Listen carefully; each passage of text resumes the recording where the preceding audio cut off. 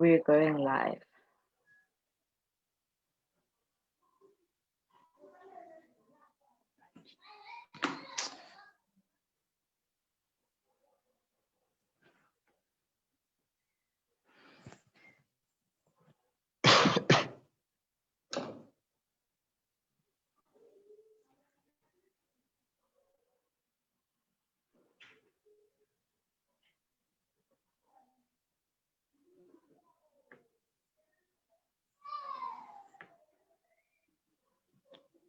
All right, just let me know whenever I should start. Yeah, will do. All right.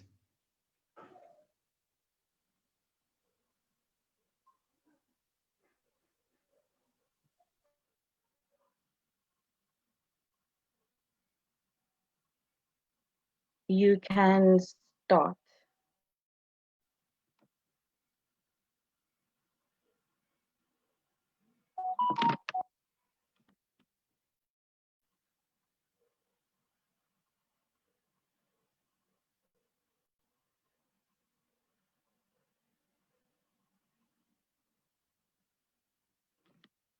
Osinachi?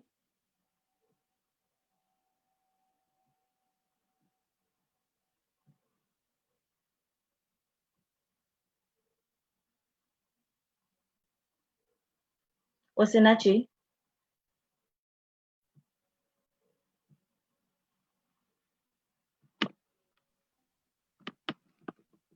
You can start. Okay. Hi, everyone. I'm Israel Osinachi Kelvin, and I'm from Nigeria. I'm a minister. I've been involved in several evangelism campaigns. And today we are going to be discussing on stereotype, a threat to Africa's development. So there is stereotype virtually everywhere. There are a lot of stereotypes today, and there are a lot of prejudices around the world today. And some of these things are actually concerning Africa. So one of the things we'll be doing today is to look at stereotype, look at the definition of stereotype, look at various examples of stereotype around Africa, and we also make good efforts to, look at the causes of this stereotype, where they come from, and also we also look at ways we can actually go about in combating stereotype. So we will begin from the first thing, as I've said. We begin by defining what stereotype is all about. So stereotype is an unfair belief or an unjust belief that everybody from a particular race, particular background, or everybody from a particular group has the same characteristic, right? So this definition is gotten from Merriam-Webster's definition of what stereotype is all about. In the verb form, we will say that stereotype is to believe unfairly that all people or things with a particular characteristics are the same. So everybody with a particular feature is the same. That is the idea behind stereotype. And we have a lot of stereotypes today in the world, not just Africa. Generally, we have a lot of stereotypes today. And particularly in Africa, where I'm passionate about, because I'm an African, I've lived in Africa all my life. So, and we are passionate about Africa, and we are passionate about this strong narrative in Africa. So, in Africa, where we are talking about, we have several forms of stereotypes. We can classify these examples of stereotype into two major categories. Although they are not limited to these two major categories, but we can classify them into these two major categories, and they include racial stereotype and religious stereotype. These are two forms of stereotypes that are actually dominant in Africa. So any part of Africa you go to, you are likely to see the racial stereotype and the religious stereotype. Now, the racial stereotype will be generalizing a particular feature of a set, generalizing a particular feature of a set in a group as a feature of the entire group. Now, the idea behind stereotype is this. You go to, you come to Nigeria and you see some scammers in Nigeria. And let's say there's someone in Nigeria who is Obi. Obi is a scammer. Now, the idea behind stereotype is Obi is a scammer. Obi is from Nigeria. Therefore, all Nigerians are scammers. Now, this is the idea behind stereotype. Whenever you hold this kind of opinion, you are generalizing a feature of a particular person to an entire group, and you are stereotyping that particular group. We also have the religious stereotype, but just before we go into the religious stereotype, I'd like to share an experience with you. I attended the high school. In the high school, I come from Abia State, right? I come from Nigeria, and I come from a local government that is Ishialangwa South, and they must have had a history of cannibalism, and that was definitely before I was born, or even before my parents were born. Now, I attended a high school away from my state, and I attended a post-secondary school away from my state. So when I attended the classes, when it was time for introduction, everyone was required to introduce themselves. And I stood up and I said, I'm Israel Osinachi. I'm from Abia State. I'm from Ishialangwa South. And the lecturer stood up and said, they kill people and they eat people. Now, I've never killed anyone. I've never practiced cannibalism. I don't know where it happens. I know nothing about cannibalism. And the lecturer, because he had read some form of history where he must have seen that people from Ishialangwa must have been practicing cannibalism, and he felt safe to say that all people from Ishialangwa must be practicing cannibalism. So this is a form of racial stereotype, and this is really dehumanizing, because when you begin to look at people not based on their personality, when you begin to look at people based on the races they come from, based on the group they are from, you are relegating them to a kind of background where they cannot show themselves, they cannot tell you who they are, because they feel that you're already opinionated, you've made your decision about them already. Now, the problem with stereotype is this. The problem with stereotype is not that it is not true or that it is false. Now, the problem with stereotype is this. Stereotype is an incomplete story, right? Now, you hear about South Africa, and a couple of years ago, we had these xenophobic attacks in South Africa, where a lot of African migrants were attacked by probably few misguided South Africans. Now, if you look at that story now, it may be very easy to say that South Africans are xenophobic, right? But that's an incomplete version of the story. You must also go into saying that the president of South Africa, who is also a South African, was against xenophobic attacks.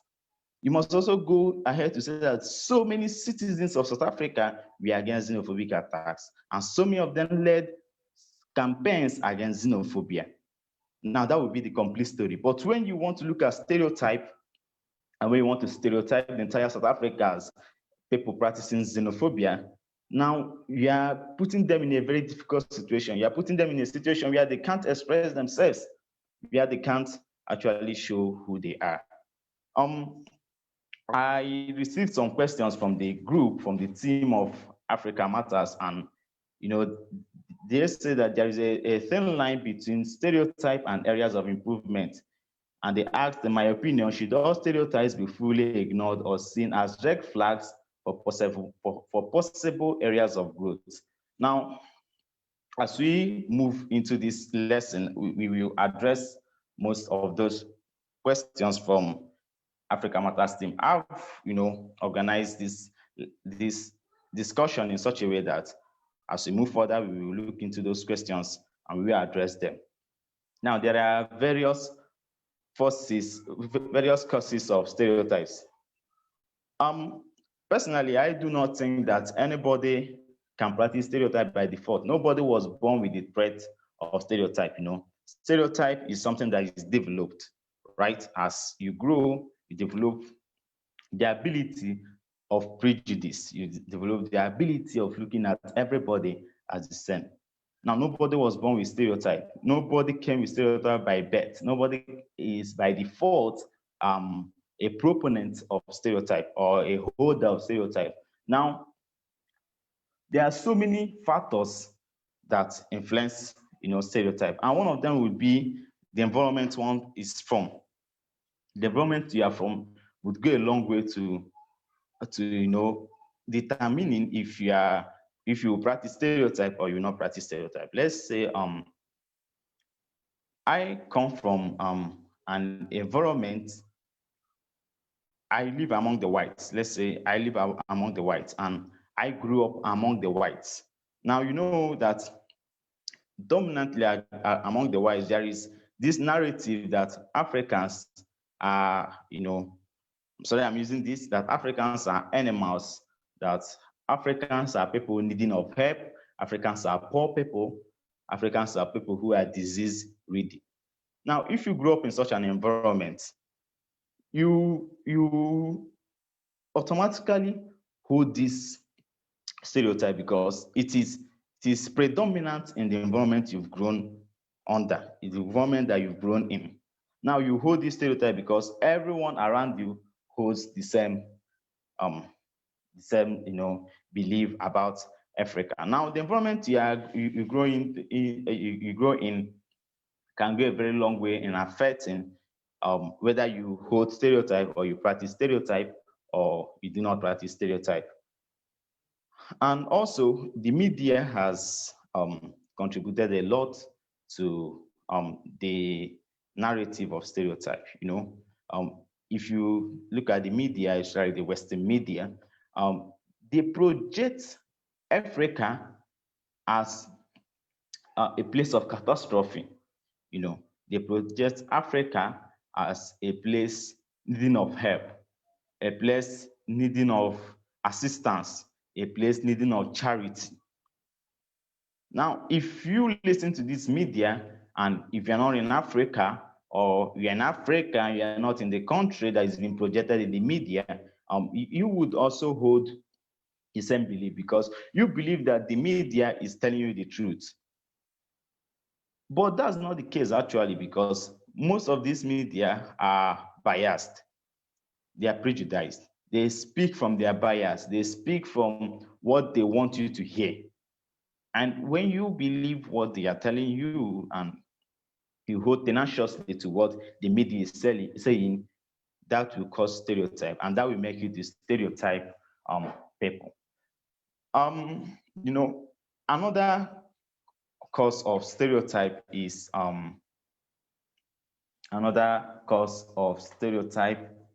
is the stories that we read. The stories that we read can go a long way in contributing to stereotype. I heard of a particular European, someone from London, who was on a voyage to West Africa. And after his voyage, he had this to say. He took the voyage in 1561, and he had this to say. He said, "Black Africans are beasts without houses, people without heads, having their mouths and eyes in their breasts." When I listened to this in a speech, it was funny actually, because I don't know if there is anybody on the face of earth who possesses such feature. But this, apart from the funny side of it, you need to actually look at the stories, because these stories promote stereotype. If you look at so many stories that we read today, so many novels that we read today, so many newspapers that we read today, so many stories that are, concocted by people who hold stereotype, this would affect the readers. If you are reading such stories, if you are reading such novels, you hold to the idea of stereotype. Let's just say you read a novel, a Western novel, and in the novel you are told that Africa you are told of a particular character in the novel who is an African, a particular character who was poor, a particular character who had to drop out of school because there was no money to further his or her education. You read of a particular character who died because he couldn't afford the health bill. Now, if you're not in Africa and you've not been to Africa before, when you read these stories, that will begin to offer you a glimpse into what Africa means. And if you are not careful, you may actually hold to that as being the truth, You may actually hold to that vision as being the truth about Africa. Um, so we have these are causes of stereotype, and these are things that affect stereotype. Under things that affect stereotype, which we also include environment, as we said, is your education, where you went to school. When you were in high school, I'd like you to pause a bit and ask yourself about this and maybe ponder this. When you were in school, the greatest scientists, where were they from? Were they from Africa? Were they from Tanzania? Were they from South Africa? Were they from Nigeria? Were they from Kenya? Were they from Namibia? Were they from Zimbabwe? Where were they from? It may be kind of difficult to see popular scientists in your physics textbook, in your chemistry textbook, in your mathematics textbook, who was an African. Now, when a crime is committed in a movie, let's say you are just seeing a movie and a crime was just committed. Who committed the crime? In most of these movies, Africans are portrayed as thugs.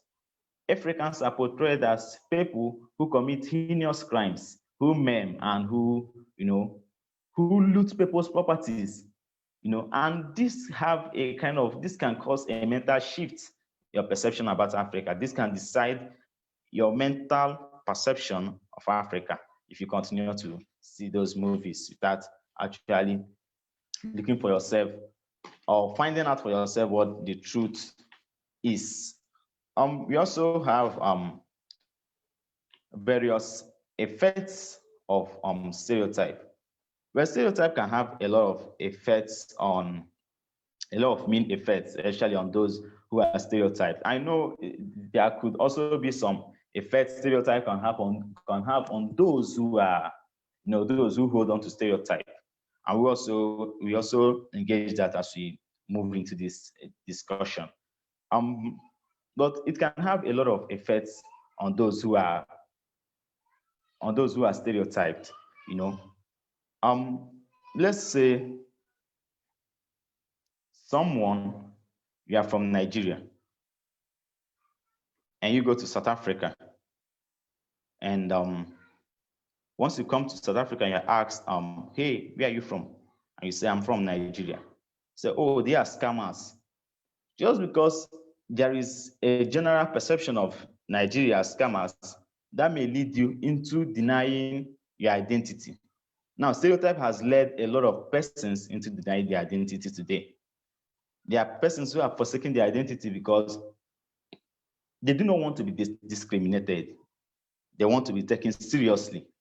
They do not want to be seen as those who are not serious. They don't want to be seen as those who belong to the group. Just because they want to be taken seriously, they are forced. I'm sorry, I'm cleaning my face frequently.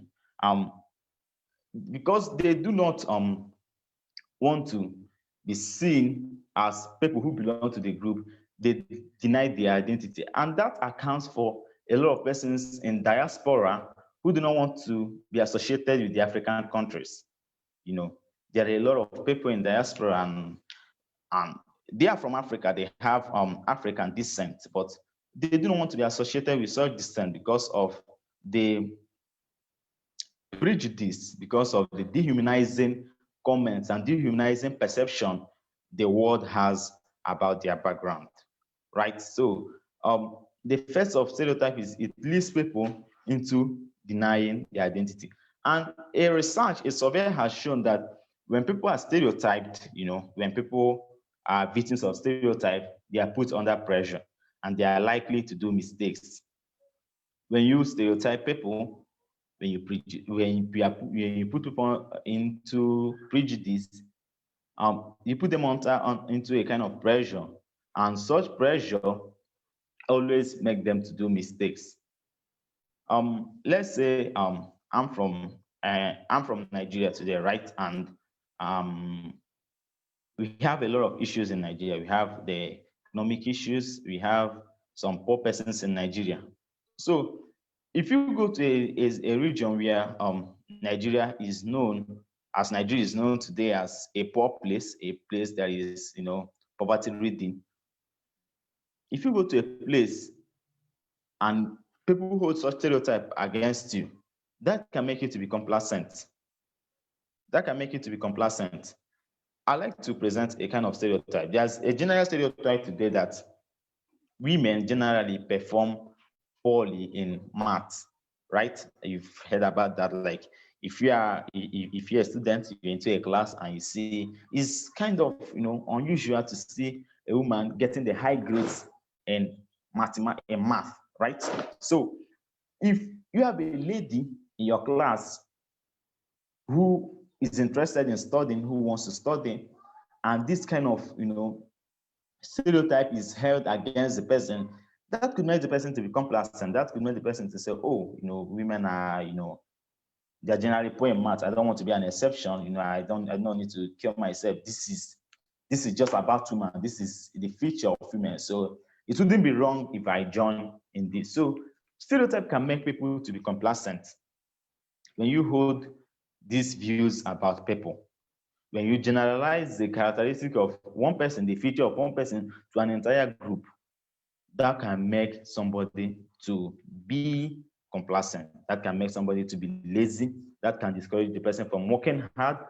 And that can make the person to have a kind of low self-esteem, low self-esteem, religious low self-esteem, and that form of self-esteem. And stereotype also breaks people's dignity. Stereotype breaks the dignity of people. When someone is trying very hard to do something, and you are judging the person based on the feature of his group, the feature of his race, the feature of his religion, that will break the dignity of the person. That can break the person emotionally, right? And as we say, people hide their identities because of stereotypes, because they are afraid to do anything, because they just feel that they could be maligned by the stories that are told about their group. Now, there are for the other, if stereotypes makes people to, to be very careful, to be in a state of carefulness. People cannot express themselves again, right? Let's say you just opened the media and you heard that there was a bomb blast and it was carried out by Muslims, right? Islamic terrorists. Would that make you to hide from a neighbor who is a Muslim? You opened your media and you heard that there was xenophobic attacks by South Africans. Would that make you to close your door and be wary of a neighbor who is a South African? You just opened your media and you heard that some group of Nigerian guys just scammed someone. Would that make you to avoid a neighbor who is a Nigerian? That's the problem with stereotype. It's not just about the story that is being told, but it's about the effect these stories can give. It's about the effect these stories can produce. It also has a lot of effects on those who hold this stereotype, right? If one holds a stereotype concerning a group, one holds a stereotype concerning a people, then the person does not just find any reason to go into deeper research. Let's say I believe everyone that comes from Sudan is riotous. I believe everyone that's coming from Sudan is violent. I believe everyone from Somali is violent. I believe that everyone from Zimbabwe attacks the government, right? If I hold this kind of belief, then there is just no reason why I should go into deeper research to ascertain if this is true or wrong. That is the effect stereotype can hold on those who that is the effect stereotype can have on those who hold stereotype. They become narrow-minded. They don't see any reason to go into research. They don't see any reason to find out facts.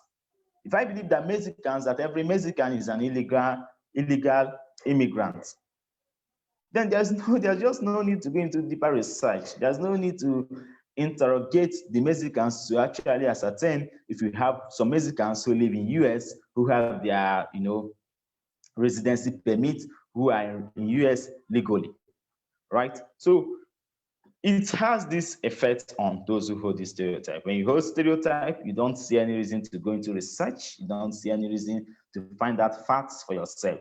You just hold tenaciously to something that you've seen in the media or something that you've read. So this is the very bad aspect of stereotype, because it moves you away from the realm of human to a kind of realm where you see your fellow human being as being lower. You feel your fellow human being of being incapable of changing. You see a group of people as being incapable of doing anything right. Now, this is very dangerous. One of the things we also look at is how to combat stereotype. As I told you, I was asked by the team, assuming that only Africans can foster the development of our continent through creating our own narratives and telling our stories. How much effort do we need to amplify our voices altogether if we are to combat stereotypes? How much voices do we need to combat? How many voices do we need to amplify together if we are serious about combating stereotypes? Let me point out that overcoming stereotype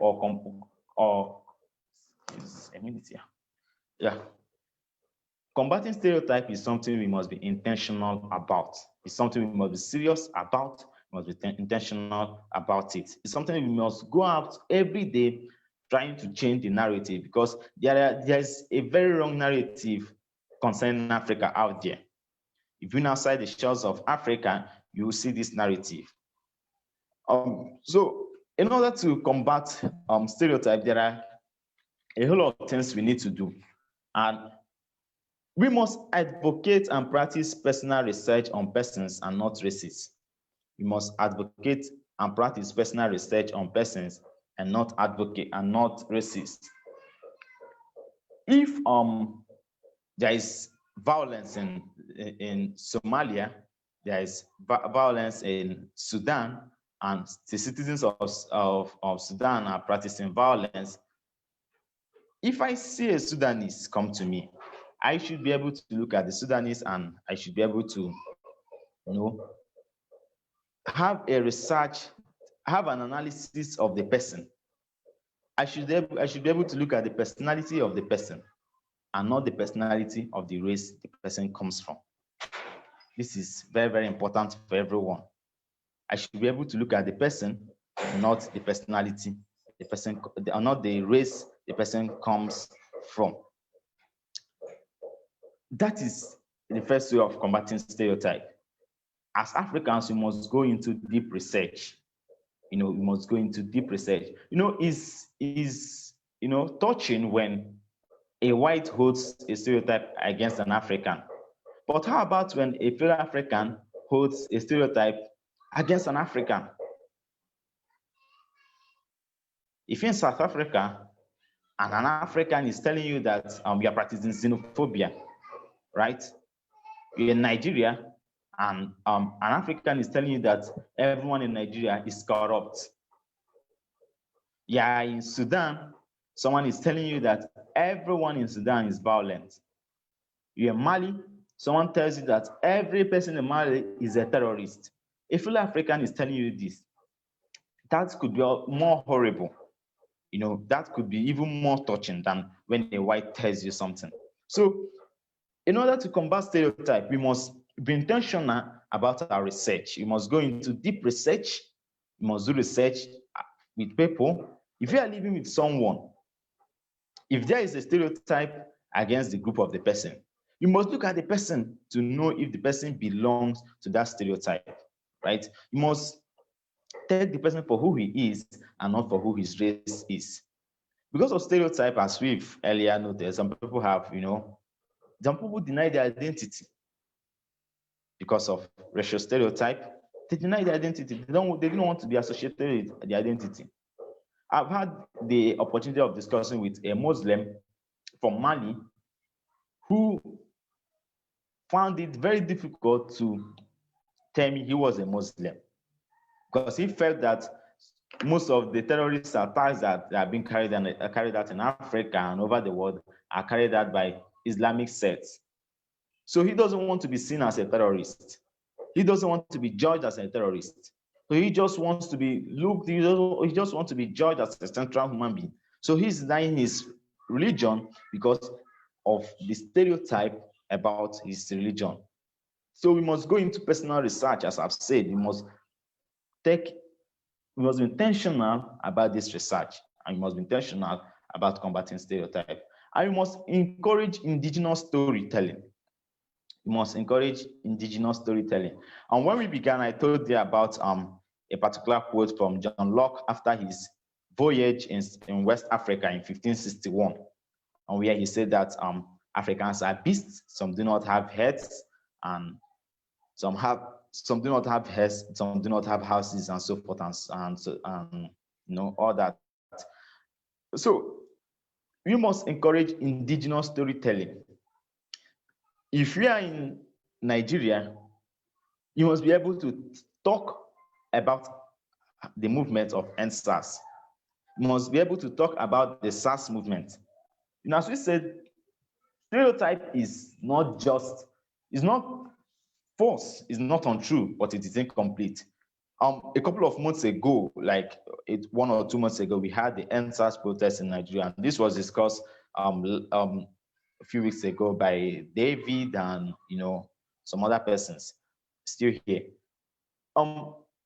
I've had the course of interacting with a lot of persons in diaspora, a lot of Nigerians in diaspora and a lot of foreigners in the media. And they just say, oh, we heard your youth, we are protesting, they were involving themselves in riots, we heard your youths, we are destroying people, destroying shops, looting shops, destroying people's properties. Now, this is an incomplete story. The person must probably have heard it in the media, right? The person must have heard it in the Western media or any form of media, right? If we are intentional about combating stereotype, then we must encourage indigenous storytelling. The problem with Africa today, these stereotypes, still hover around us is that most of the stories about our history, most of the stories about Africa, most of the stories about our practices, we are written by those who were non-Africans. And these books are recommended in our high schools. These books are recommended in our colleges, in our tertiary institutions. And so when we are reading these books, you just hold them. You just hold these beliefs firmly because they are the available documents. Now, I doing my project, when I was writing a project, when I was about to graduate from the college, I was supposed to write about my local government, right? And I searched for a lot of materials that will enable me write my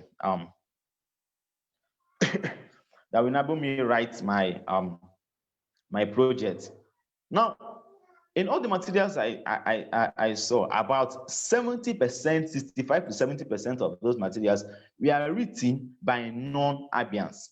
They were written by people who are not from my local government. They were written by people who are not from my state.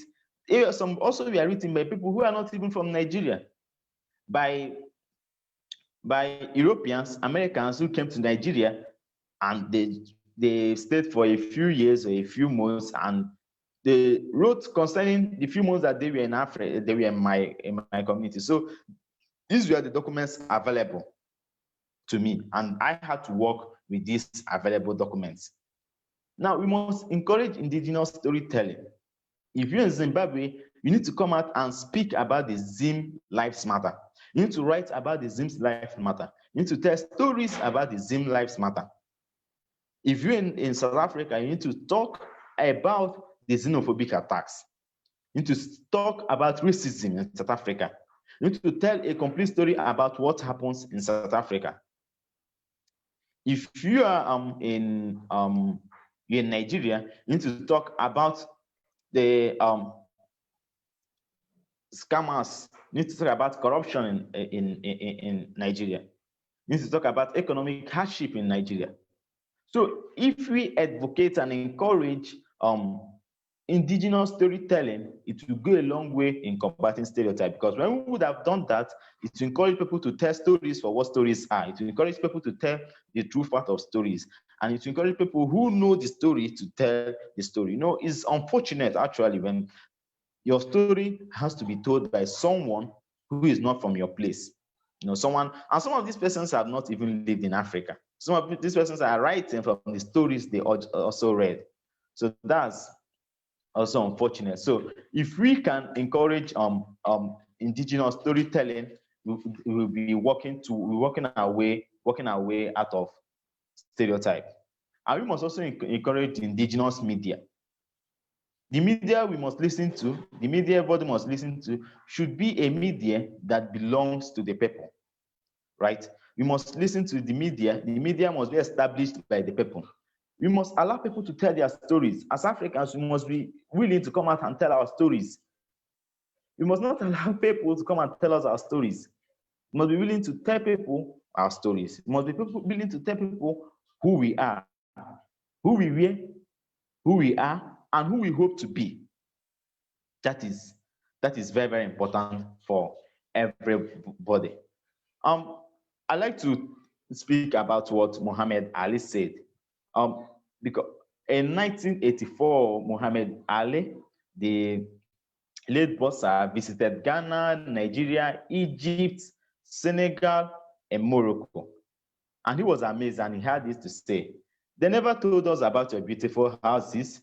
They never told us about your beaches. They never told us about your great hospital. They never told us about your schools, and they never told us about your universities." You know, this is someone who had lived all his life in a place outside of Africa. And now he's come to Africa and he's seen these developments in Africa. He's seen that apart from the disease in Africa, apart from poverty in Africa, apart from, you know, other things and other unfortunate things in Africa, there are still things beautiful in Africa. There are still things interesting in Africa. Last 2 years, or some years ago, the first lady of Nigeria complained about the absence of paracetamol in the Asoro clinic.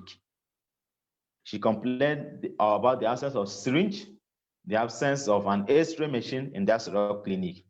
Now, if someone comes up to say, in Nigerian hospitals, there are no X-ray, there are no X-ray machines, there are no paracetamols, there are no syringes in Nigerian hospitals. Now, that would be a wrong way of telling the story about Nigerian healthcare system.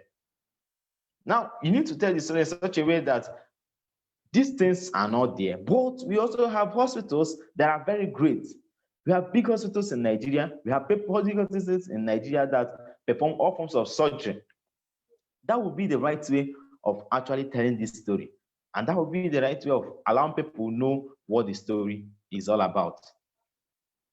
So I would like to pause here and then receive your questions as I answer them one after the other. Thank you for listening, and I look forward to receiving your questions. If there's any question, you can do well to put it in the comment section. I'll be looking at them now.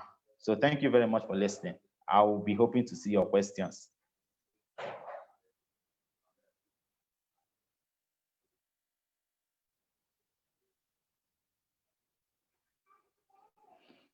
Any questions? Any questions, any comments, any reactions? I would like to see them.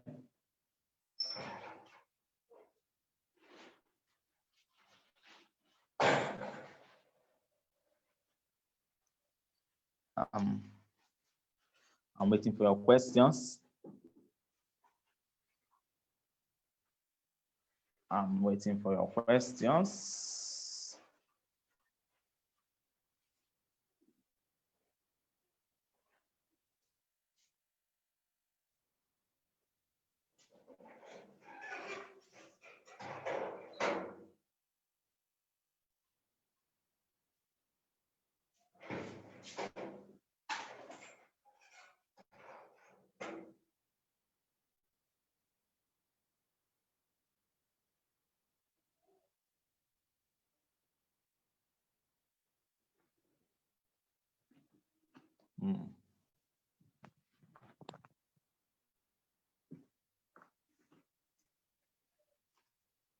I'll give time for your questions. I'm waiting for your questions. Yeah, I'm waiting for your questions.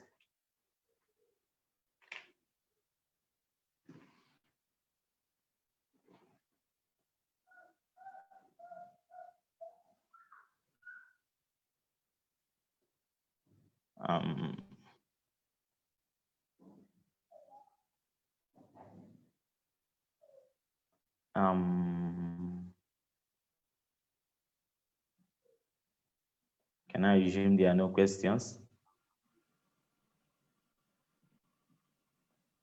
Hi, Kevin. Oh, hi. It doesn't seem there are any questions from any of the participants. Do you have anything more that you would like to say about the topic? All right. All right. So we've actually discussed about stereotype. We've looked at various forms of stereotype. We've looked at the examples of stereotype. We've looked at the causes of stereotype. We've looked at the effects of stereotype. And we've also looked at ways we can go about in combating stereotype. I'd like us to take it into cognizance this important fact that stereotype is an incomplete story. Stereotype is a story in a distorted form. It's a story in an incomplete form. When a story is told in an incomplete form about a group, that becomes stereotype. You know, when you are generalizing people as being one, you know, you are generalizing a group, you are generalizing the characteristic of few persons as being the characteristics of the entire group, you are practicing stereotype at that moment. Now, for us to combat stereotype, there needs to be a balanced story. What Chinua Achebe said in his book, he called it a balanced story. There must be a balanced story. We must be able to tell the good side of people and also the bad side of people. That gives balance to storytelling. If you're not telling the story in such a way, you're telling the bad side alone, you're portraying people as being bad alone, then you are doing a lot of harm to those people. There should be balance of this story. I'd love to end this session by sharing a quote of Muwana Kuti. Muwana Kuti said, "The only thing dark about Africa is your ignorance." The only thing dark about Africa is ignorance. If you're not researching about Africa, you don't want to know about Africa, you just want to rely on the media, you want to rely on the story, you want to rely on the video games you play, on the television you watch, on just the news you see, then you're ignorant. And that is the only thing dark about Africa. As Africans, we must be intentional about changing this strong narrative of Africa as a dark place. We must be intentional about changing this narrative as Africa as a place that is disease-ridden. Now, if you move to Google today and you Google life in Africa, now there are a lot of discriminatory images you will see there. If you Google life in America, life in Europe, you see a lot of fantastic pictures there. But there are still problems in Europe. In France, there are riots in France. In America, there are cases of police brutality, right? There are cases, currently there are speculations about election fraud in America. Now, but these are not told in the media. What is told in the media is election fraud in African countries, how military takes over a government in African country. That is what is in media. So we must move away from the media. We must move just past the media to go into deeper research, right? We must not just rely on what the media says. We must move past media to go into deeper research. The media will not frequently talk about the technological advancements in Rwanda, right? We do not hear about the technological advancements in Rwanda. We do not hear the peace in Ghana. We do not hear the peace in other African countries. We just hear the war in Libya. We heard the war in Somalia. We heard the war in South Sudan. We had the war in Cameroon. We heard the war in northern Nigeria. We don't hear about the peace that is enjoyed in Ghana, Cote d'Ivoire, and other African countries that are very relatively peaceful, even more than the Western countries. So this research and, as I've said before, encouraging indigenous storytelling would go a long way in combating stereotype. I'm glad you all joined. I want to thank everyone for joining, and I want to thank the Africa Matters team for giving me this opportunity of speaking to you all today. Combating stereotype is something that is possible. It will take a long time, but we must begin doing it. I'm currently writing a book on living for a legacy. Now, one of the things I hope to achieve with that book is storytelling, proper storytelling, factual storytelling. We must tell the stories with facts, and we must tell stories that are real. We must tell stories that are happening at the moment. So I want to thank you all. I want to thank everyone who joined. I want to thank the team for giving me this opportunity. And I hope you stay blessed, you stay safe, and I wish you a Happy New Year and a Merry Christmas in advance. Stay blessed.